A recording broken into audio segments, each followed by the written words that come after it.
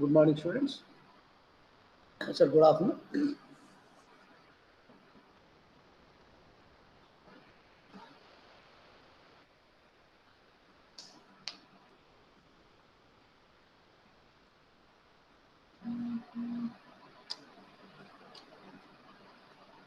ఇప్పుడు మనం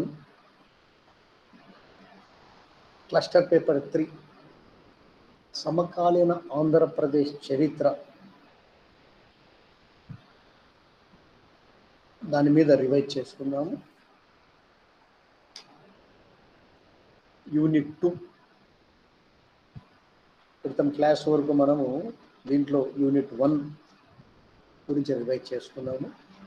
ఇప్పుడు యూనిట్ 2లో ఉన్నటువంటి ముఖ్యమైన అంశాలను మనము మననం చేసుకుందాం. అంటే ఏమిటి ఇది? ఆంధ్ర రాష్ట్రంలో కమ్యూనిస్టు ఉద్యమాలు ఎలా వచ్చాయి, ఎలా జరిగాయి, ప్రస్తుత పరిస్థితి ఏమిటి, అంతేకాకుండా నక్సలైట్ ఉద్యమం అంటే ఏమిటి, అది ఎలా జరిగింది, దాని పర్యవసానం ఏంటి, వీటి మీద రఫ్గా మనము డిస్కస్ చేసుకుందాం. మీరు నక్సలైట్ ఉద్యమం గురించి విన్నారా? నక్సలైట్ గురించి విన్నారా మీరు? నిషా, హర్ష,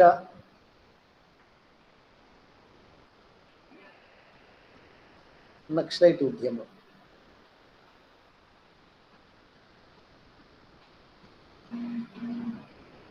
పేర్లు ఉచ్చలపల్లి సుందరయ్య,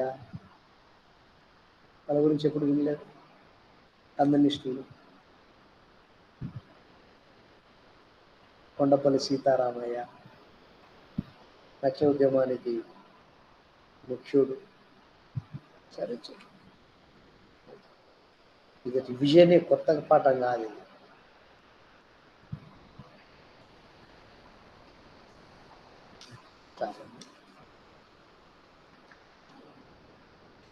కమ్యూనిజం ఏంటో మనము చెప్పుకున్నాము. మనది పొలిటికల్ సైన్స్ కూడా దాని గురించి కొంచెం చదివింటారు. ఇది ఒక రాజకీయ, ఆర్థిక, సామాజిక భావజాలం, ఒక ఐడియాలజీ, ఫిలాసఫీ. అంటే సింపుల్గా చెప్పాలంటే కమ్యూనిజం అంటే అందరికీ చెందినదని అర్థం.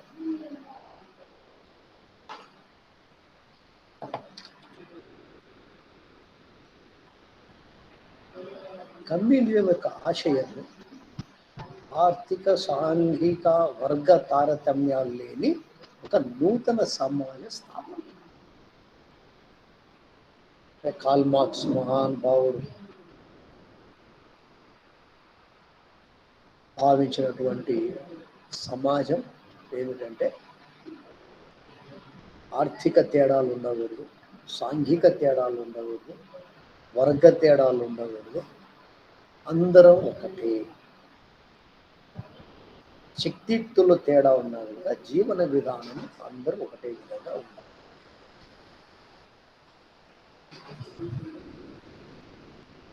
ఉత్పత్తి కేంద్రాలు మరియు ఆర్థిక వనరుల ఉమ్మడి యాజమాన్యం అనేది కమ్యూనిజం యొక్క మూల సూత్రం.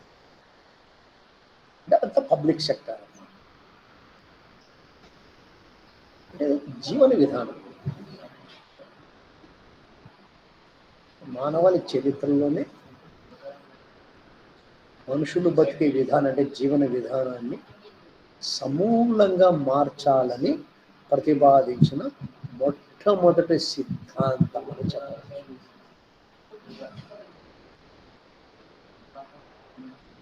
ఈ భావాలతో చాలా ఉద్యమాలు జరిగినాయి. భారతదేశం, రష్యా విప్లవం వచ్చు, ఐరోపా చైనా విప్లవం వచ్చు, ఐరోపా ఖండంలో కొంతకాలం పాటు జర్మనీ, పోలాండ్ కమ్యూనిస్టు ప్రభుత్వాలు ఉన్నాయి. క్యూబాలో కమ్యూనిస్టు భావాలతో ప్రభుత్వాలు ఏర్పడ్డాయి. అయితే ఈ కమ్యూనిస్టులను లెఫ్టిస్టులు కూడా అంటారు. లెఫ్టిస్ట్ అంటే ఎడమ వైపు ఉన్నవాళ్ళు. అందుకే తెలుగులో వామపక్షాలు అంటూ ఉంటారు. ఎట్లా వచ్చింది తెలుసా ఈ వామపక్షాలు అన్న కదా? ఇది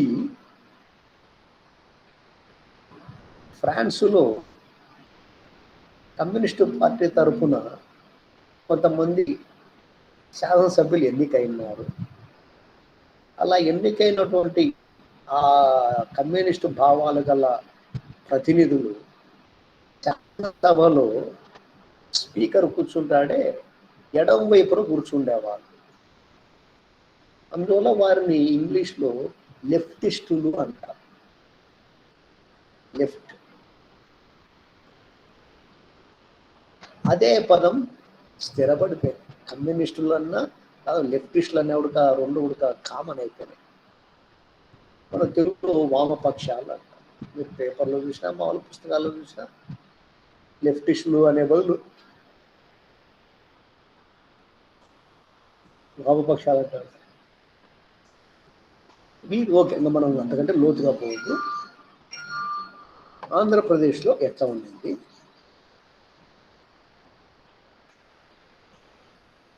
స్టూడెంట్స్,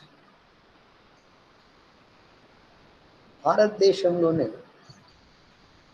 20వ శతాబ్దంలో మాత్రమే ఈ వామపక్షాలు ఆవిర్భవించాయి. అంటే కమ్యూనిస్ట్ వాళ్ళు తొలుత సోషలిస్టుల ప్రేరణ అంటే సామ్యవాద సిద్ధాంతాల ప్రేరణతో ఈ వామపక్షాలు ఆవిర్భవించాయి.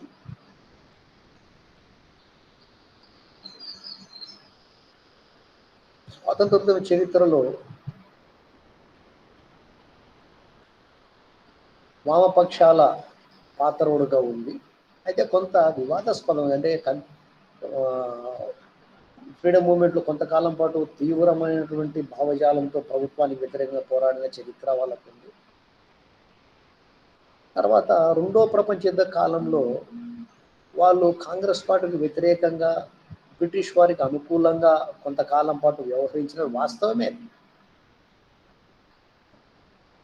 కాంగ్రెస్ పార్టీ కమ్యూనిస్టులను వామపక్షాలు తోడుగాని కూడా చెప్పారు, ఈవెన్ ఆంధ్రాలో కూడా. అయితే దానికి కారణం వేరే, అంటే దేశభక్తి లేక కాదు. భారతదేశంలోని కమ్యూనిస్టులకు రష్యా అంటే అపారమైన ఆ ప్రేమ. మనం మార్నింగ్ చెప్పుకున్నాం కదా, శ్రీశ్రీ రష్యాను ఎంత పొగిడాడో, అర్జించు రష్యా, గాంధించు రష్యా అని. వారు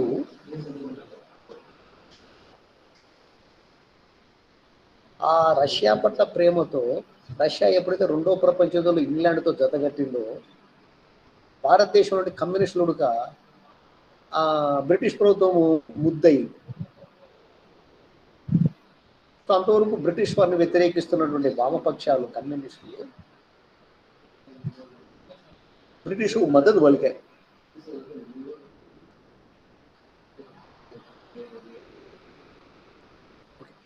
సో అట్లా కొంత వివాదాస్పద పాత్ర ఉంది. అదే మొత్తానికి రాజకీయ చైతన్య ప్రేరణతో వాళ్ళు ఉద్యమాలు నిర్వహిస్తూ, కమ్యూనిస్టులు అంటే ఒక నిబద్ధత, క్రమశిక్షణ, నిరాడంబరత, నిరంతర కృషి చేస్తారు అన్నటువంటి ప్రశంసలైతే పొందినారు పాతతరం కమ్యూనిస్టులు. సో ఆంధ్రాలో దాదాపు అదే టైంలో, భారతదేశంలో ఎప్పుడైతే వామపక్ష భావాలు మొదలైనాయో, ఆంధ్రప్రదేశ్లో కూడా బై 1930 1930 దశకానికల్లా వామపక్షాలు బాగా వెలుగులోకి వచ్చారు.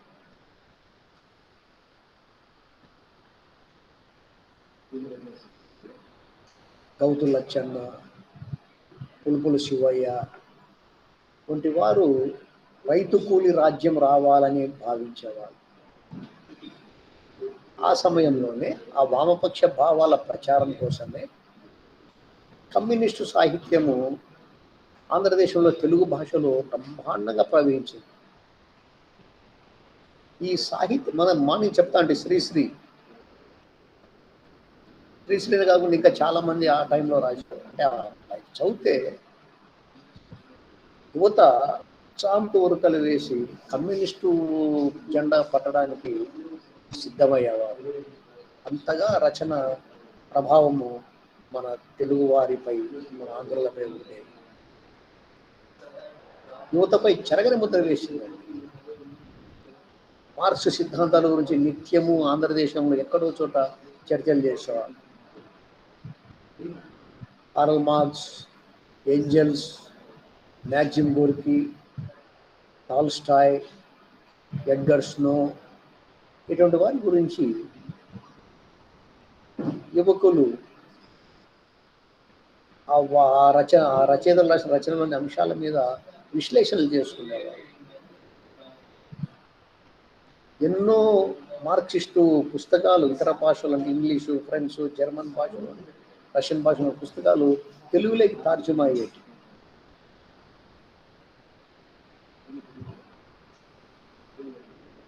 గర్సి చెంచయ్య అనే ఆయన నేను కమ్యూనిస్టు ఎలా అయ్యాను అనే పేరుతోనే ఒక పుస్తకం రాశారు. శ్రీశ్రీ మహాప్రస్థానం యువకులకు, ఆనాటి యువకులకు గర్జించే రష్యాను చూపి మరో ప్రపంచాన్ని ఆవిష్కరించింది.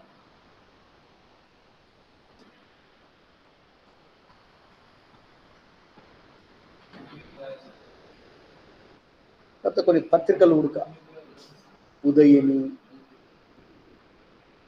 తర్వాత కాలం విశాలాంధ్ర, జనవాణి, ఆంధ్రప్రభ, ఇట్లాంటి దినపత్రికలు, వారపత్రికలు కూడా యువతను చాలా ప్రభావం చేశాయి. మ్యాక్సిమ్ గోర్కీ, మనం రష్యా విప్లవంలో చదువుకున్నాం. మ్యాక్సిమ్ గోర్కీ రచించినటువంటి మదర్ అనే నవలను తెలుగులో క్రొవ్వీడి లింగరాజు అని ఆయన ట్రాన్స్లేట్ చేశారు. ఆ నవల ప్రజలు కదిలించింది. ముల్క్రాజ్ ఆనంద్ రచించిన కూలీ, అంతచబుల్ అనే నవలు తెలుగులోకి అనువదించబడ్డాయి. గద్దె లింగయ్య విప్లవ వీరులు అన్న గ్రంథాన్ని రాశాడు. నార్ల వెంకటేశ్వరరావు రాసిన నేటి రష్యా, గోపీచంద్ రచించిన మార్క్సిజం వ్యాసాలు వందలాది మంది యువకులను ఆకర్షించాయి. ఇక రాయలసీమల్లో ప్రాంతాల్లో, ముఖ్యంగా అనంతపురం జిల్లాలో పరిమళ నాగిరెడ్డి, విద్వాన్ విశ్వం గారు నవ్య సాహిత్యమాల అనే ఒక పబ్లికేషన్ హౌస్ను ప్రారంభించి, పబ్లికేషన్ సంస్థను ప్రారంభించి దాని ద్వారా కూడా ఈ వామపక్ష భావజాలాన్ని విస్తృతంగా ప్రచారం చేశారు.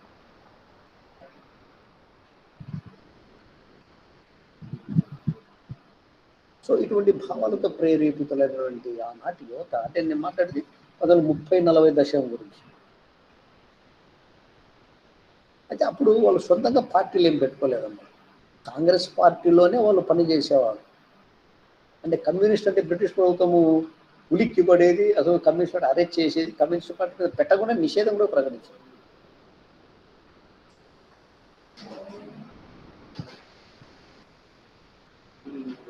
అందువల్ల వారు కాంగ్రెస్ పార్టీలో ఉంటూ మెల్లమెల్లగా చాప కింద నీరుగా కమ్యూనిస్టు భావాలను ప్రజల్లోకి తీసుకుపోయారు. చిన్న చిన్న కార్యక్రమాలు కూడా మొదలుపెట్టారు. లైక్ ఎవరు? క్రొవ్వీడి లింగరాజు, పుచ్చలపల్లి సుందరయ్య, చంద్ర రాజేశ్వరరావు, ఖమ్మంపాటి సత్యనారాయణ, ఎంతో మంది తొలినాటి కమ్యూనిస్ట్ నాయకులు ఈ ఆంధ్రదేశంలో కమ్యూనిస్టు భావాన్ని బాగా బలంగా తీసుకెళ్ళారు.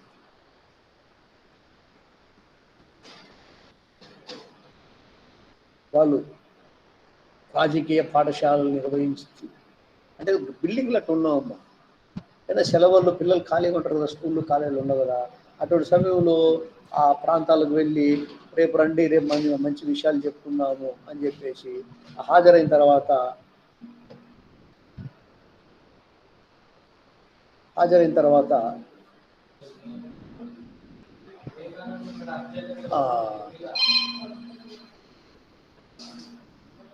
ఈ వామపక్ష భావాల గురించి ఆ యువతకు చెప్పేవాళ్ళు. మంచి స్పీకర్స్ అమ్మ వాళ్ళు. సో ఆ మాటలకు, ఆ సిద్ధాంతాలకు, అణగారిన వర్గాల కోసం వారు చేసే పోరాటాలకు చూసి ముచ్చటపడి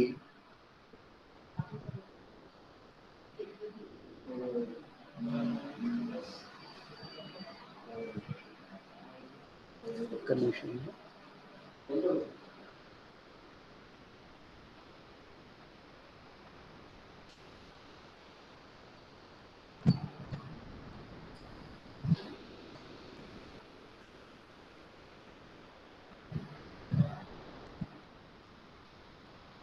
వాటిలో ఆకర్షితులయ్యేవారు, కమ్యూనిస్టులు తయారయ్యేవారు.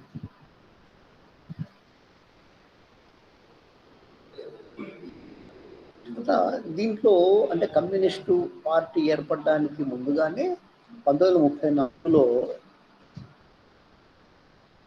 కాంగ్రెస్ సోషలిస్ట్ పార్టీని పెట్టారమ్మా. అంటే కమ్యూనిస్ట్ పదం అంటే పోలీసులు అరెస్ట్ చేస్తారని భయపడి కాంగ్రెస్ సోషలిస్ట్ పార్టీ అంటే దాంట్లో ఎన్జి రంగ గారు ఉన్నారు, పుచ్చలూరి సుందరయ్య గారు ఉన్నారు. దానినే క్రమక్రమంగా మార్క్సిస్ట్ పార్టీగా అభివృద్ధి చేయడానికి కృషి చేశారు. వాళ్ళు పెట్టే మీటింగులు కానీ చాలా మంది మేధావులు, అనుభవజ్ఞులు అటెండ్ అయ్యేవారు, ఉపన్యాసాలు ఇచ్చేవారు. ఫలితంగా చాలా ఊర్లలో అంటే లైక్ విశాఖపట్నం, విజయవాడ, గుంటూరు, నెల్లూరు మొదలైన పట్టణాల్లో కూలీ సంఘాలను పెట్టేశారు. తద్వారా విప్లవ భావాలను వ్యాప్తి చేయడం మొదలుపెట్టారు. అట్లా తొలి దశలు అంటే 1930, 40 ముఖ్యంగా 30 దశకంలో క్రమక్రమంగా ఆంధ్రదేశంలో కమ్యూనిస్టు భావ వ్యాప్తి కలిగింది. మళ్ళా ఇక చురుకైన పాత్ర పోషణ మొదలుపెట్టారు. అంటే కొంతకాలం పాటు సొంతంగా నిలవడం ప్రయత్నం చేశారండి. కానీ ప్రభుత్వం నుంచి ఒత్తిడి వస్తుందని ఒత్తిడి కూడా కుట్ర కేసులు పెట్టేవారు వీరి మీద. అందులో కొంతకాలం పాటు కాంగ్రెస్ పార్టీలో ఉంటూ కాంగ్రెస్ సోషలిస్ట్ పార్టీ అనే రీతిలో వాళ్ళు పార్టీ పెట్టుకొని దీన్ని మరింత లోతుగా ప్రజల్లోకి తీసుకోవడానికి ప్రయత్నం చేశారు.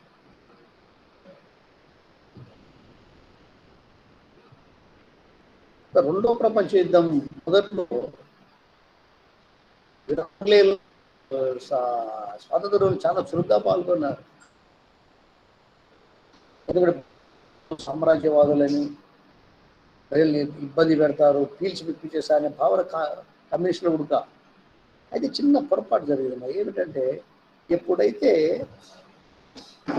రష్యా మనం మొదట చెప్పిన కదా, రష్యా కాంగ్రెస్ పార్టీలో చేరడం మొదటి ప్రపంచ యుద్ధంలో ఇంగ్లీష్ దేశం తరఫున, ఆంగ్ల ప్రభుత్వం తరఫున చేరడంతో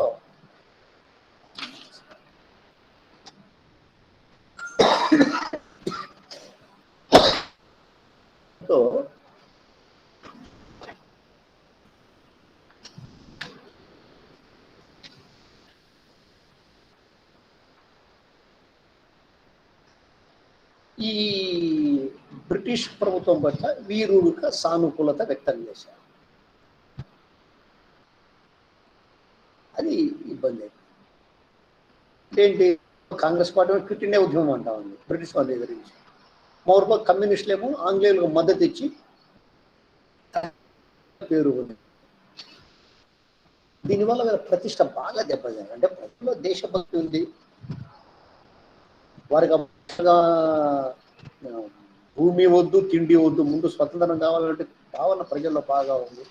అది అర్థం చేసుకోకుండా కాంగ్రెస్ కమ్యూనిస్ట్ పార్టీ చెప్పినట్టు రష్యా దేశం చెప్పినట్టు నడుచుకున్నారు. వాళ్ళేం చెప్పలేదు, వీళ్ళు రష్యా ప్రేమతో అట్లా నడుచుకున్నారు.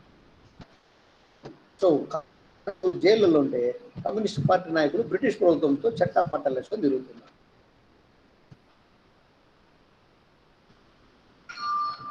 వాళ్ళకి డ్యామేజ్ అయింది, ప్రతిష్ట దెబ్బతింది.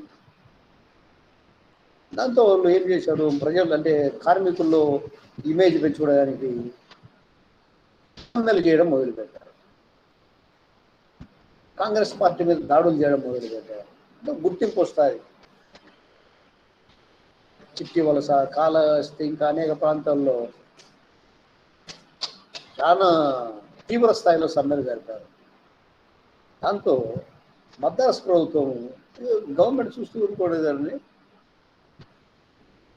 ఎప్పుడైతే శాంతి భద్రతలు విఘాతం ఏర్పడిందో వెంటనే ఆనాటి మద్రాసు ప్రభుత్వము అటు కాంగ్రెస్ పార్టీ నియమపాలనలో చాలా మందిని అరెస్ట్ చేసింది. కొంతకాలం పాటు కమ్యూనిస్ట్ పార్టీ యాక్టివిటీస్ మీద ప్రత్యేక దృష్టి పెట్టి బాగా తీవ్ర స్థాయిలో దాన్ని అణచివేయడానికి ప్రయత్నం చేసింది. ఈ లోపల మనకు స్వాతంత్రం రావడము,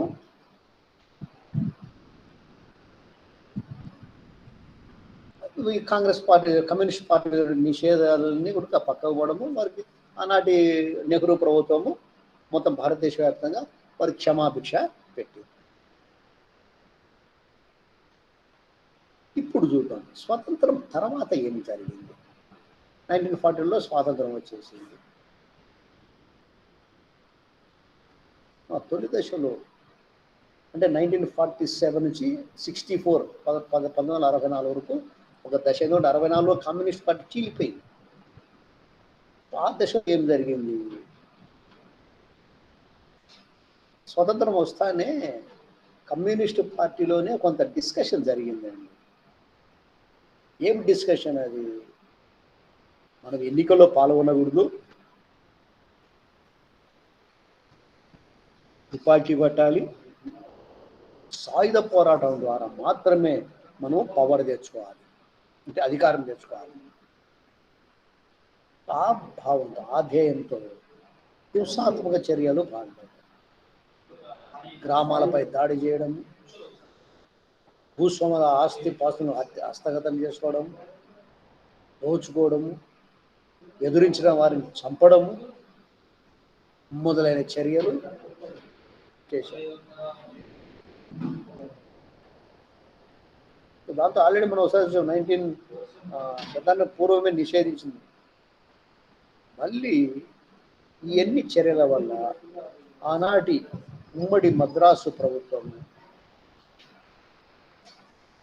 1949లో కమ్యూనిస్ట్ పార్టీని, దాని అనుబంధ సంస్థలను నిషేధించింది.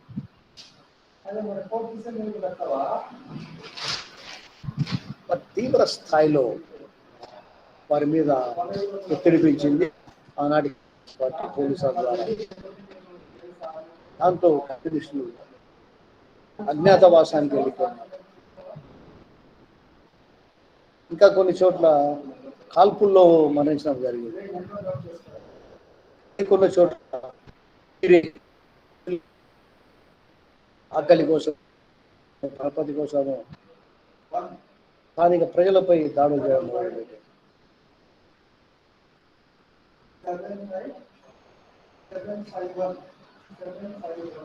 సో మొత్తం అరాచకం ఏర్పడింది. ఎప్పుడైతే వారు అంటే చాలా దౌర్జన్య రీతిలో ప్రవర్తిస్తున్నారో కమ్యూనిస్టులు మనుగడ కోసం ప్రజల నుంచి ఉడక వారికి మద్దతు ఎందుకు డ్యూటీలు చేసేవాళ్ళు కార్యకర్తలు. కాబట్టి ఇళ్ళను తగలబెట్టారు, వాములను తగలబెట్టారు, గడ్డి వాములు, చేతికి వచ్చిన పంటను తగలబెట్టారు కళ్ళాల్లో.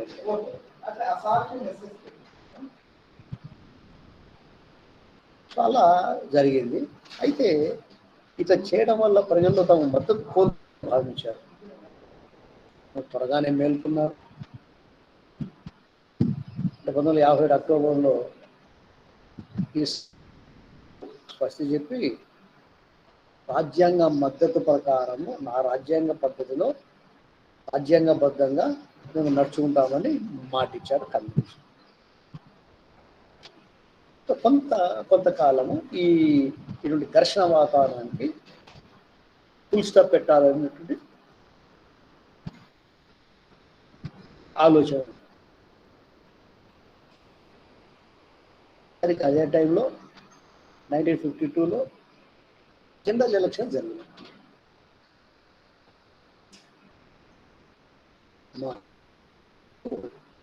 ఉమ్మడి ఆంధ్రప్రదేశ్ ఇంకా ఆంధ్ర రాష్ట్రం ఏర్పడలే. ఉమ్మడి మద్రాసు రాష్ట్రంలోని ఆంధ్ర ప్రాంతం ఉంది కదా. 1950లో ఎన్నికల్లో ఆంధ్ర ప్రాంతం నుంచి 140 మంది క్యాండిడేట్లు గెలిస్తే 140 41 మంది కమ్యూనిస్టులు సిపిఐ పార్టీకి చెందిన వాళ్ళు.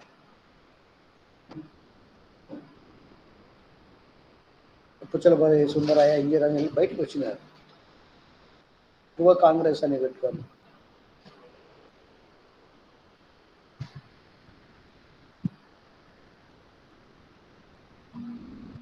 దీనికి ఆ 140లో కాంగ్రెస్ పార్టీ 41 వస్తే కమ్యూనిస్టులకి 40 వచ్చినాయి. ఇంకా ఎక్కువ వచ్చేటి అంతర్గత కుమలాల్లో దెబ్బతింది. అట్లా ఆంధ్ర రాష్ట్రం ఏర్పడినప్పుడు చాలా ఇచ్చారు. తప్పనిసరిగా కమ్యూనిస్ట్ పాలన వస్తారు అని. అంటే కొంత మెజార్టీ ముగ్గు ఇండిపెండెంట్ అయితే కమ్యూనిస్టులు ఆయన చేయలేకపోయినారు. కాంగ్రెస్ పార్టీదే ప్రకాశం బంధువులతో ఒక రాజీకి వచ్చింది. సో అట్లా వామపక్షాలు లేదా లెఫ్ట్ పార్టీల యొక్క గొంతులో పచ్చి వేలకాయ. అంటే రూలింగ్ లేక వచ్చేవాళ్ళు, పవర్ లేక వచ్చేవాళ్ళు. కేరళ కన్నా ముందు మన దగ్గర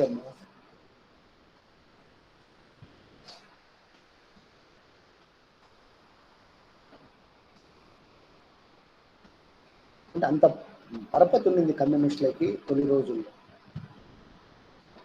అయితే కమ్యూనిస్టులు చూస్తూ ఊరుకోలేరు. తమ నోటి కాడ పదవిని తమకు రావాల్సిన పదవి ప్రకాశం మొదలు కొట్టుకోబడన్న బాధ వారికి ఉంది. అది వారు చేసిన పొరపాటు ఏమిటంటే ప్రకాశం పంతులపై అవిశ్వాస తీర్మానాన్ని పెట్టారు.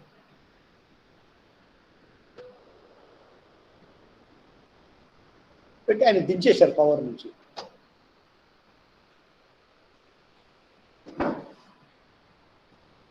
దాంతో కమ్యూనిస్టులు కొంచెము ప్రజలలో చులకన ఏర్పడింది పార్టీ.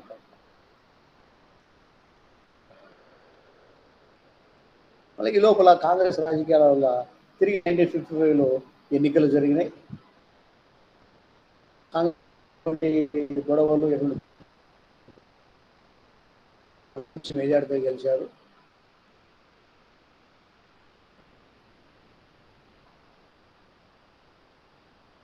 అప్పుడు కాంగ్రెస్ కు భారీ మెజార్టీగా, కమ్యూనిస్టులకు 15 సీట్లు.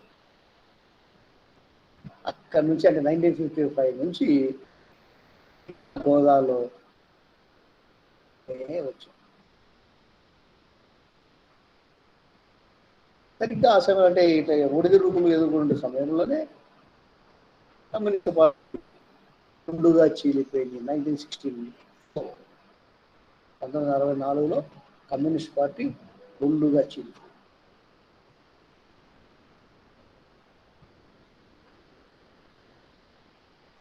అదే సిపిఐ ఒరిజినల్ గా ఉన్నటువంటి party communist party of India, విడిపోయి సిపిఐఎం అంటే communist party of India bracket Marxist.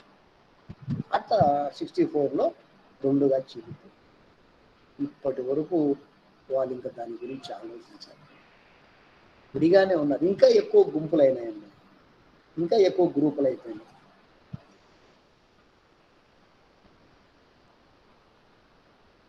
అంటే ఏంటి, రష్యాకు అనుకూలంగా ఒక పార్టీ, చైనాకు అనుకూలంగా ఇంకొక పార్టీ. సిపిఐ రష్యాకు అనుకూలం, సిపిఎం చైనా సిద్ధాంతానికి అనుకూలం. అట్లా రెండు పార్టీలు పంచుకున్నాయండి. అది అసలే కమ్యూనిస్టు తక్కువగా ఉన్నారు, దాని గురించి మళ్ళీ పంచుకున్నారు. సో సిపిఐలో ముఖ్య నాయకులు ఎవరయ్యా అంటే సయ్యద్ అహ్మద్ డాంగే, ఎస్ఏ డాంగే,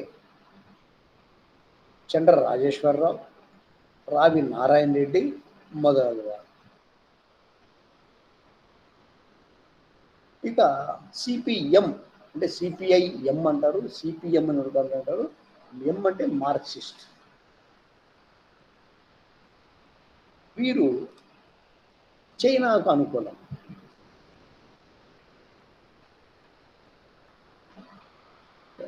అంటే మార్క్సిస్టులు దాని నాయకులు ఏంటి? పుచ్చలూరి సుందరయ్య, మాకినేని బసవపున్నయ్య. వీళ్ళు ప్రధానంగా కమ్యూనిస్ట్ పార్టీలో ఉన్నటువంటి అతివాదులు, అంటే మార్క్సిస్ట్. మళ్ళీ మైడర్స్ 64 చీరికే పెద్ద బ్లో, అంటే పెద్ద దెబ్బ గాయం అనుకుంటే 69లో మళ్ళా చీలింది కమ్యూనిస్టు పార్టీ. అంటే సార్ తరిమెల నాగిరెడ్డి దానికి కారకుడు. ఆయన నాయకత్వంలో ఈ కమ్యూనిస్టు పార్టీలో నుండి యువకులు, మరింత ఆవేశపూరిత యువకులు బయటకు వచ్చారు. CPI ML, Marxist Leninist, CPI ML అనే పార్టీ పెట్టుకున్నారు. అట్లా నుంచి మరిన్ని పార్టీలు వచ్చేసాయి. రావడమే కాదు, ప్రతిసారి ఎన్నికలు నిలబడ్డాయి దాదాపు. కానీ ఏ ఎన్నికల్లో కూడా ఒక్క 2004, 2009 కూడా కొయిలిషన్ లేండి, అలయన్స్లతో గెలిచారంతే. అది కూడా భగవంత కాపురం మాత్రమే.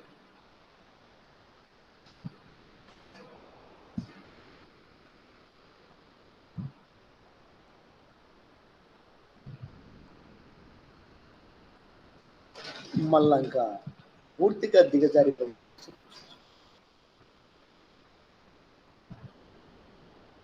సరే, సో కమ్యూనిస్టు ప్రస్థానం అట్లా వచ్చిందేమంటే, సిద్ధాంతం అందరూ బాగుంటుంది, సిద్ధాంతం ఆర్థిక సాంఘిక ఉండరాదు అంత సమయం. 1920 దశకంలో కమ్యూనిస్టు భావజాలాలు భారతదేశంలో ప్రవేశం. అదే టైంలో ఆంధ్రానుడుక అవి సృజించాయి. ఆనాటి సాహిత్యము, శ్రీశ్రీ గారి సాహిత్యము, మాలపల్లి లాంటి నవలలు,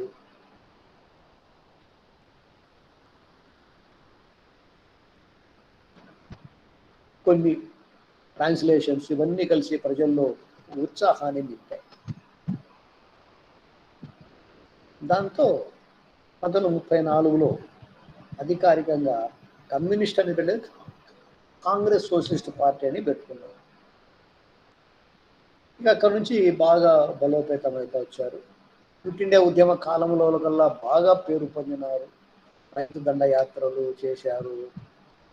ఇచ్చాపురం నుంచి మద్రాసు వరకు ఒక రైతు యాత్ర లాంగ్ మార్చ్ చేశారు. వారు చేసినట్టు కొంత రైతులకు, కార్మికులకు కొంచెం మేలు వచ్చింది. అయితే క్రమక్రమంగా సిద్ధాంతపరమైన భేదాలు, వర్గపరమైన భేదాలు ఉండడంతో 69లో ఒకసారి, అంతకుముందు 64లో మరొకసారి కమ్యూనిస్ట్ పార్టీ చీలిపోయింది. అయితే ప్రస్తుతము ఆ రెండు కాదంటే సిపిఐ, సిపిఎం, సిపిఐ ఎమ్మెల్యే కాకుండా ఇంకా మరిన్ని గ్రూపులు వచ్చేసాయి వామపక్షాలు.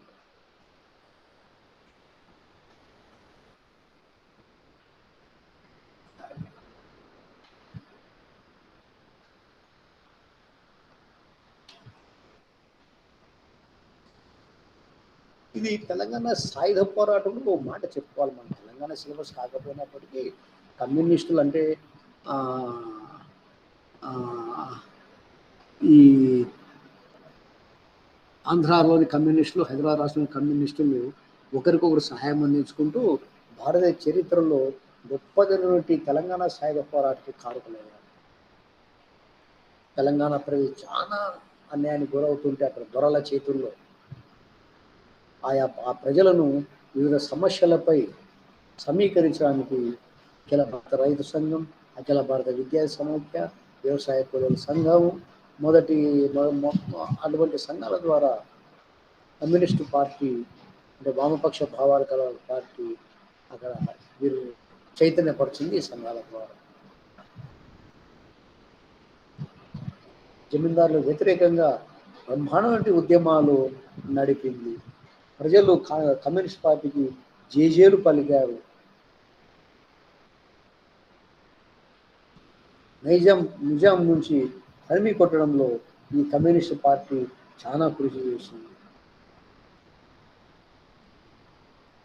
తుదముట్టించింది స్టాలిన్ ఈ యొక్క వామపక్షాల మద్దతు.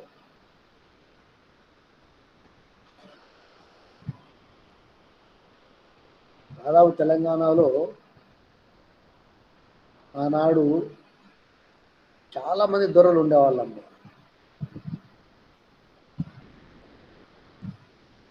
వీరి నుండి విముక్తి తీసుకొని వచ్చింది ఈ కమ్యూనిస్టు పార్టీ. దగ్గర ఫ్యూడల్ వ్యవస్థను పెట్టి చాకరిని తుదముట్టించింది. ఇంత చెప్పుకున్నా కూడా తక్కువైతుంది వారి యొక్క సేవ.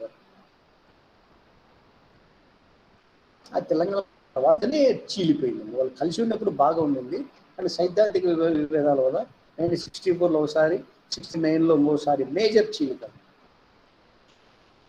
దానివల్ల కొంత ఏం లేదు, కమ్యూనిస్ట్ పార్టీ ఆఫ్ ఇండియా బలహీనపడుతుంది. కూడా చేసి తొలిత పోటీ చేయలేదు. అంటే మాకు ప్రజాస్వామ్యం మీద పెద్ద నమ్మకం ఉండేది కాదు వారు. అయితే కొన్ని తర్చన ప్రజలు జరిగిన తర్వాత భారతదేశంలోని దేశాల్లో సాయుధ పోరాటం పనికిరాదు, ప్రజల ద్వారానే మనము అధికారం చూపించుకొని బ్యాలెట్ నాట్ బుల్లెట్ సాధించుకొని ప్రజలు అనేది భావన ఆనాడు వారి. సో మొత్తానికి అట్లా ఎన్నికల గోదావరి 1942-52లో అంటే మొట్టమొదటి సార్వత్రిక ఎన్నికలమ్మ. ఆంధ్రదేశంలో అది నిలబడింది. అప్పుడు ఆంధ్ర సపరేట్ రాష్ట్రం కాదు కదండి, 1953లో రాష్ట్రం అయింది. సో 1952లో జరిగిన సార్వత్రిక ఎన్నికలకు ఉమ్మడి మద్రాసు రాష్ట్రం. ఆ ఎన్నికల్లో మద్రాసు రాష్ట్రంలోని ఆంధ్ర జిల్లాలలో భారత కమ్యూనిస్ట్ పార్టీ ఘన విజయాలు సాధించింది. అంటే అంత మంచి పేరు, బాగా మంచి పనులు చేశారు మా తొలి రోజుల్లో. అన్ని పార్టీల కన్నా ఆంధ్ర ప్రాంతంలో ఎక్కువ ఎమ్మెల్యేలు తక్కి గెలుచుకుంది. అంటే కాంగ్రెస్ 40 అయితే 140 గాను కమ్యూనిస్ట్ పార్టీకి 41 వచ్చాయి.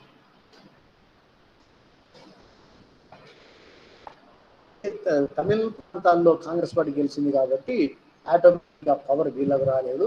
రాజగోపాల్చారి సీడు ఉమ్మడి మద్రాసు రాష్ట్రానికి 1952లో. 1950 రాష్ట్రం ఏర్పడింది. ఆంధ్ర ఏర్పడిన తర్వాత కమ్యూనిస్టులు బలమైనటువంటి ప్రతిపక్షంగా వ్యవహరించారు.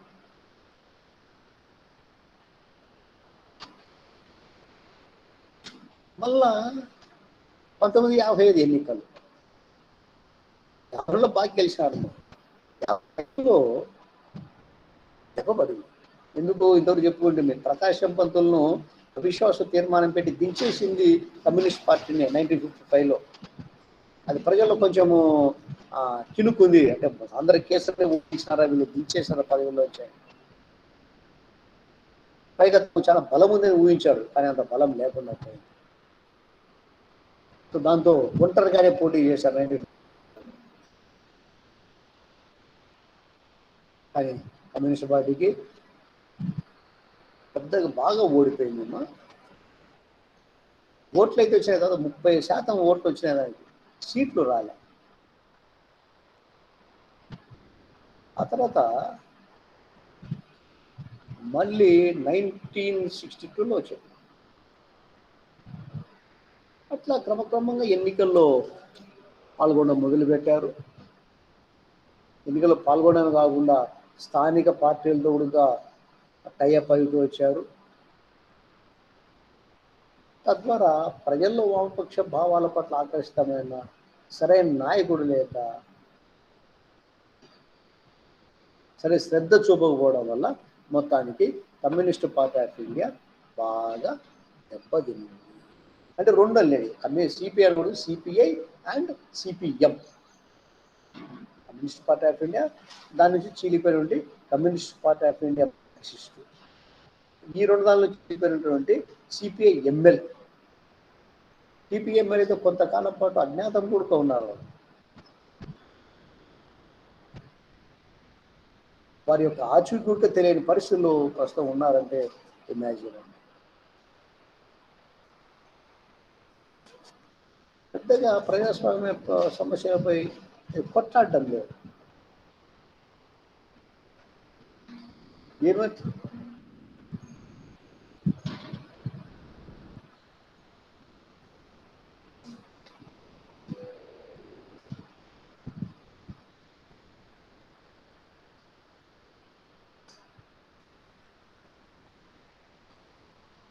ప్రజా సంఘాలు ఉన్నాయి. ప్రస్తుతం కొంచెం ఇప్పుడు ఏఎస్ఎఫ్ అంటే ఎస్ఎఫ్ అంటే సిపిఎం తరఫున విద్యార్థుల లోకంలో అవి ఉన్నాయి. కానీ వాటి గొప్పగా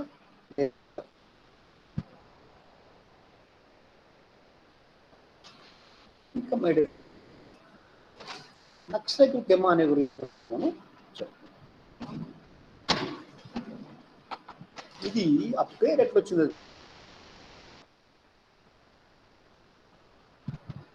వెస్ట్ బెంగాల్ స్టేట్, పశ్చిమ బెంగాల్ రాష్ట్రం నక్సల్బరి అనే గ్రామం. ఆ గ్రామంలో 1967లో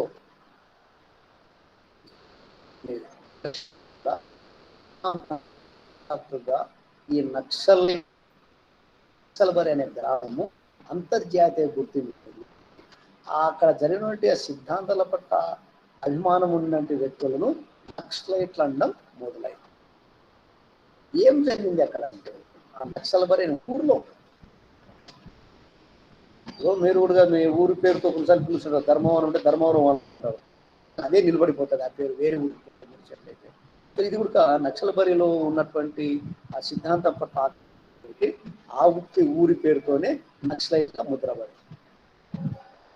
ఏం జరిగింది అక్కడ?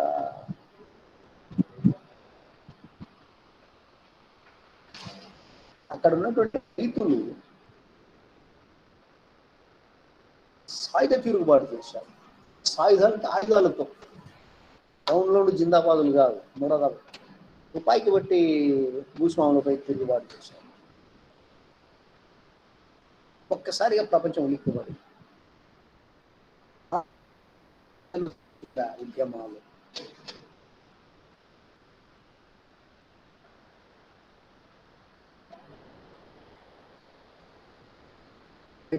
అంటే భూస్వాములు భూములు ఆక్రమించుకున్నారు, భూస్వాములు తరిమివేశారు. నక్సల్బరి ఉద్యమం రూపురేఖలు ఏర్పరచుకుంది. ఎక్కడ జరిగినా కూడా దీన్ని నక్సలైట్ ఉద్యమం అనడం మొదలుపెట్టారు. ఈ ఉద్యమానికి తొలుత చారు మజుందార్, కాను సన్యాల్, ప్రమోద్ సేన్ గుప్తా వంటి వారు నాయకత్వం వహించారు. ఇది కొన్ని ప్రాంతాలకే పరిమితమైనా కూడా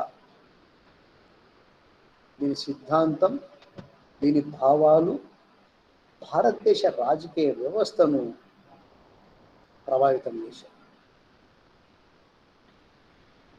నక్సల్బరి ఉద్యమాన్ని అణచివేసినప్పుడు ఇప్పుడు అంత లేదు, కానీ అక్కడ అమలు చాలా ప్రాంతాల్లో, ముఖ్యంగా ఆంధ్ర, తెలంగాణ, ఒరిస్సా, ఛత్తీస్గఢ్ ప్రాంతాల్లో అది ఇంకా అక్కడక్కడ మినుకు అంటూనే ఉంది. అటువంటి పంథాలో జరిగిందే ఆంధ్రదేశంలో శ్రీకాకుళం ఉద్యమం. శ్రీకాకుళంలో కూడా అక్కడ గిరిజన రైతులు, పేద రైతులు, రైతు కూలీలు అక్కడ భూస్వాముల పైన తిరుగుబాటు. స్కూల్ టీచర్లే ఆ ఉద్యమానికి నాయకత్వం వహించారు. ప్రభుత్వం యొక్క పోలీస్ బలంతో, మిలిటరీ బలంతో దాన్ని అణచివేయడం జరిగింది. ప్రస్తుతానికి ఈ నక్సలైట్ ఉద్యమము రూపుమార్చి మావోయిస్టు పార్టీగా ఇప్పుడు చెప్తుంది. మావోయిస్ట్ కమ్యూనిస్ట్ సెంటర్, ఎంసిసి అంటారు. అంటే అధికారంగా వాళ్ళే మార్చుకోవాలి మావోయిస్ట్ అని. సో ఇప్పుడు నక్సలైట్ అనే పదం మనకు ఎక్కువగా కనపడాలి, ఒక ఊరి పేరుతో వచ్చింది. ఇవన్నీ కూడా వామపక్ష భావాలతో, మంచి సిద్ధాంతాలతో వచ్చినట్టు ఉద్యమాలే. కాకపోతే ఇది ప్రజల్లో మీరు అభిమానాన్ని సంపాదించుకోలేరు. వీరి సిద్ధాంతాల పట్ల ప్రజల్లో నమ్మకమే, సానుభూతి ఆ నాయకుల పట్ల. కానీ ఎప్పుడైతే హింస ద్వారా మాత్రమే మనము పవర్లోకి వస్తామంటారో, సామాన్య ప్రజానికి కష్టాలున్నా కూడా హింస అంటే వారికి రుచించదు, సహించదు. అది కూడా అదే కదా, గాంధీజీ స్వతంత్ర పోరాటం కూడా గాంధీజీ పద్ధతి ఏంది కాబట్టి కాంగ్రెస్ పార్టీ బాగా విజయవంతమైంది. అదే నువ్వు భగత్ సింగ్ కానీ కోరు కానీ ఆ ఉద్యమం ఎక్కువ ఒక పిడికిడి మంది పోతారు. ఇది కాబట్టి అంటే దీని నుంచి మనం నేర్చుకోవాల్సింది ఏమంటే, కాలానుగుణంగా మార్పులు పార్టీకైనా సిద్ధాంతానికైనా అహింసా పద్ధతిలోనే పోరాటాలు చేయాలి. సమస్యను అర్థం చేసుకోండి. సిద్ధాంతాన్ని కూడా సమకాలీన పరిస్థితులకు అనుకూలంగా మార్చుకుంటూ ముందుకు పోవాలి. లేకుంటే రాజకీయ మనుగడ ఉండదని వీళ్ళు మరొకసారి నిరూపిస్తున్నారు. కూడా ఎంతోమంది ఆ వామపక్ష భావాలు, నక్సలైట్ భావాల పట్ల ఆకర్షితులు అవుతూనే ఉన్నారు. ఈరోజు తెలంగాణలోను, ఒరిస్సాలోను, ఛత్తీస్గఢ్లో ఆ సరిహద్దులో మావోయిస్టులు తమ కార్యకలాపాలు చురుగ్గా అంటే వారి శక్తి మేరకు సాగిస్తున్నారు. కానీ ఎంతోమంది పట్టుబడుతున్నారు, మరణిస్తున్నారు, పోలీస్ కాల్పులోను, ఇతరత్రాలు.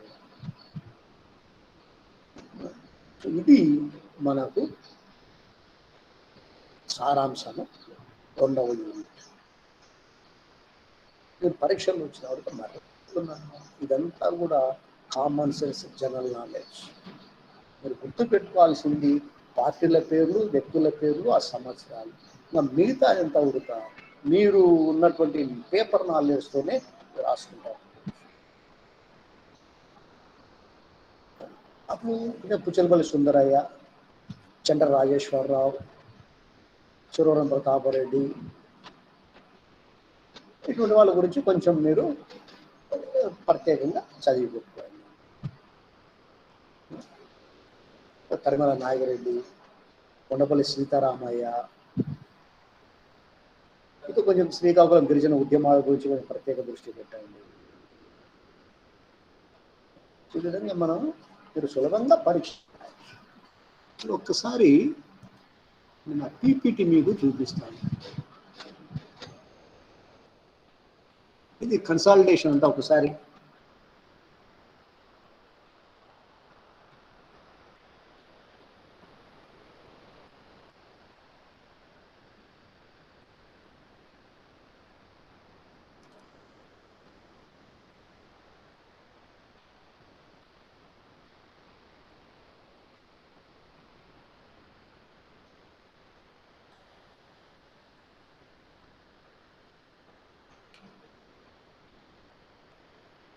ఈ పుస్తకాలు బాగా ప్రభావితం చేసినాయి. మదర్ అంటే తెలుగులో అమ్మ పేరుతో తర్జుమా చేశారు లింగరాజు, విప్లవ వీరులు, నేటి రష్యా, ప్రజాభ, నవ్య సాహిత్యమాల, జనవాణి, ఆంధ్రపర్వ పత్రికలు.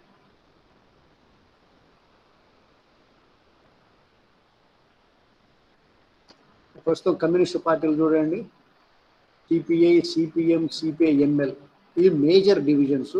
కానీ ఆ తర్వాత వ్యక్తుల పేరుతో కూడా విభజనలు ఏర్పడినాయి. అంటే గుంపులుగా, చిన్న చిన్న గ్రూపులుగా కమ్యూనిస్టు పార్టీ డివైడ్ అయిపోయింది. ఆనాటి ప్రముఖ కమ్యూనిస్టు నాయకులు పుచ్చలపల్లి సుందరయ్య, చండ్ర రాజేశ్వరరావు, కంబంపాటి సత్యనారాయణ, చలసాని ప్రసాదరావు,